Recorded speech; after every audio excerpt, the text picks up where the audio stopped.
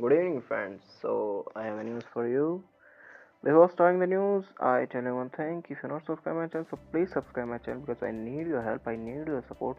Please support my efforts and my work. So let's start with this news. How Trump is tackling, tackling, tack- tackling, tacking, and drawing fire on women's issue. President Donald Trump has repeatedly sparked outrage among women since he entered the political fray in the 2016 race. On one hand, he has garnered pri- prize prize from some corners for promoting women to top position within his company and to certain positions within his cabinet, and count women such as Kellyanne Conway, his former campaigning manager, among his coolest advisors, closest advisor. On the other, he has drawn fire for his comments over the year, include a tape that surfaced just before the election that showed him bragging about groping women, for which he later apologized. He also faced criticism for a lack of women in key positions in his administration, taking action during his presidency that some say are detrimental to women's interest, interest, interests, and appearing in pictures surrounded by men at formal and elective order singing. White House Press Secretary Sean Spicer praised, praised the work that Trump has done for women before his appearance at an event focused on women's empowerment this afternoon. Women's History Month is coming to an end, but the Trump administration is committed to empowering women in the workplace. The work that we started this month will not end at the end of this month, but will continue. Spicer said. Hurry is review of careless action affecting women that have been taken by the Trump administration during the first days of his presidency, taking action on aborting and women's health. On what considered the first full day of work, Jan 24, the President issued an executive memorandum reinstating the Mexico City policy, which bars federal funding for overseas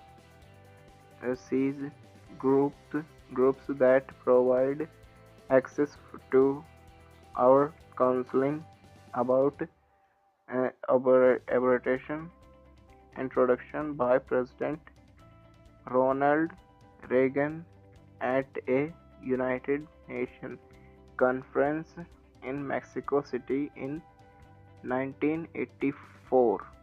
The policy was dubbed the Global Gag Rule by aborting rights groups. The policy, which has been heavily criticized by Democrats, has been re-signed and re- reinstated multiple times since its inception. Aside from the executive memorandum, the other ways in which the Trump administration would change health care for women were installed, with the discussion not to vote on the America Health Care Act last week. If the health care plan had been adopted, Planned Parenthood effectively would have been stripped of medical talent and largely defunded, and individuals would have been banned from using their federal tax credits on plans that covered abortions, and insensitive to insurance companies to stop offering the producer. Also, over the next 5 years, Britain essential health benefits, which currently include maternity care, would no longer be covered by photo showing doing singing, and appearances related to women's issues have raised some ever eyebrows when he signed the Mexico City policy, and when Trump and Vice President Mike Pence met with Republican leaders about the health care plan on March 23. Pictures showed Trump surrounded only by men's on photo that was tweeted by Cliff Sims, a special assistant to Trump.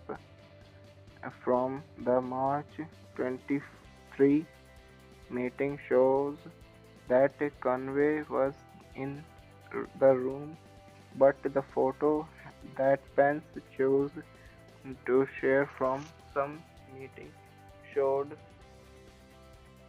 25 men and no women. Focus working women. Trump has participated in several round-table discussions about female entrepreneurs and women-run businesses. The issue is no to be close to his daughter Ivanka's heart as well. The topic was discussed at a meeting with women entrepreneurs with Canadian Prime Minister Justin Trudeau on Feb 13. And earlier this week, Trump hosted a round table with women small business owners on Monday, March 27. Empowering and promoting women in businesses is an absolute priority in the Trump administration, because I know how crucial women are as job creator, rules models, and leaders all throughout our communities, he said at the event. He was also spoken about other issues that directly related to women at various points in his president, presidency, including his joint address to Congress on Feb 28. Thug, he has yet to take action on all of the issues in question.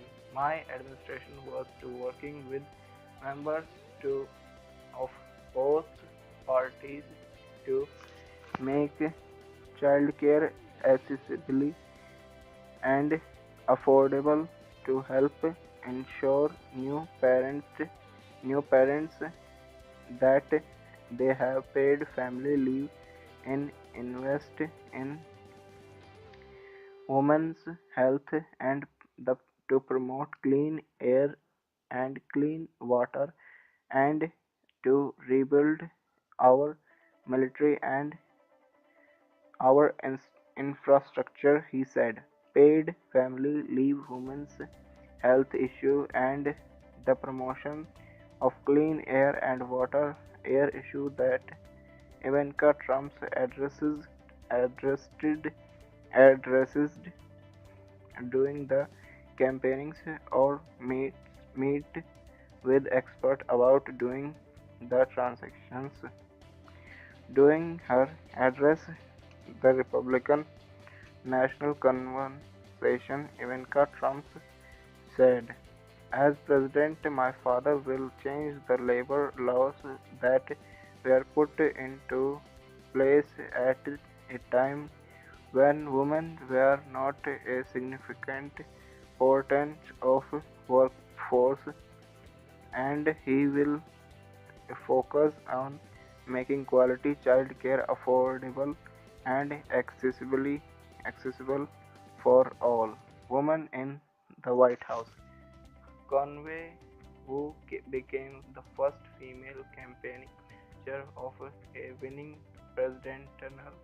presidential campaign when Trump won, touted Trump's natural affinity for promoting and elevating elevating women. I believe that Donald Trump is someone who is not fully understood for how compassionate and what a great boss he is to women. He has been promoting and elevating women in the Trump Corporation, in the Trump campaigning, in the Trump cabinet, creatively in the Trump White House. It's just a very natural affinity for him, she said. Well, she is arguably the most prominent woman advising the president. Now, Conway and Ivanka Trump are the female figures who appear with Trump the most until today. Ivanka Trump did not have a formal title in the administration but did recently have security clearance approved, received a government issued communication device and an office on the second floor of the West Wing.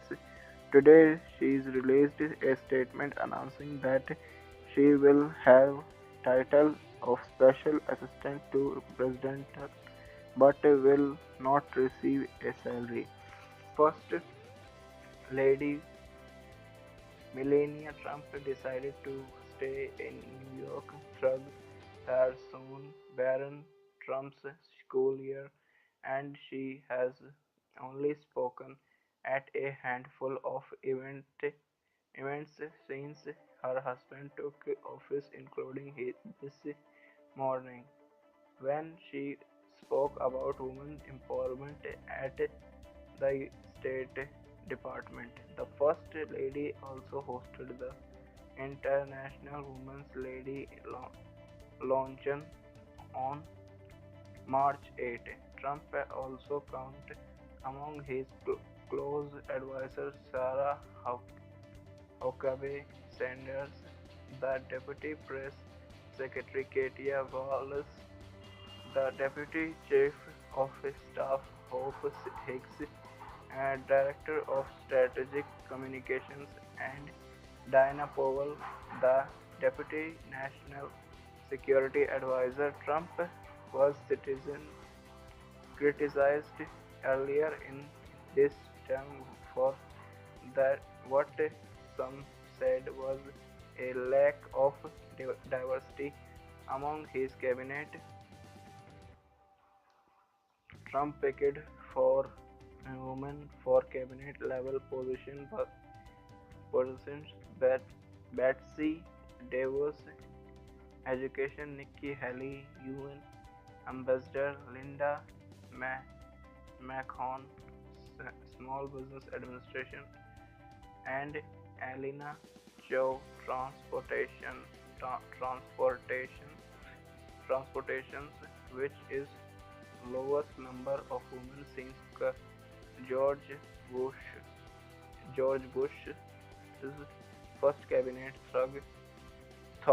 He went on to appoint Condoleezza Rice as his Secretary of State in his second term. By contrast, Barack Obama had 7 women in cabinet level positions at the start his presidency, and Bill Clinton had 6. George Bush, uh, George H.W. Bush had 2. Ronald Reagan had done 1 for his party. Trump is proud of women on his team. My cabinet is full of really incredible women leaders, Trump said. I am so proud that the White House and our administration is filled with two with so many women of such incredible talent, he said. So friends, this is the news. I know news is too long, but what I'm doing, man, I give you proper information which I have. So friends, if you like this video, if you like this news, so please subscribe my channel because I need your help. I need your support. Please support my efforts and my work.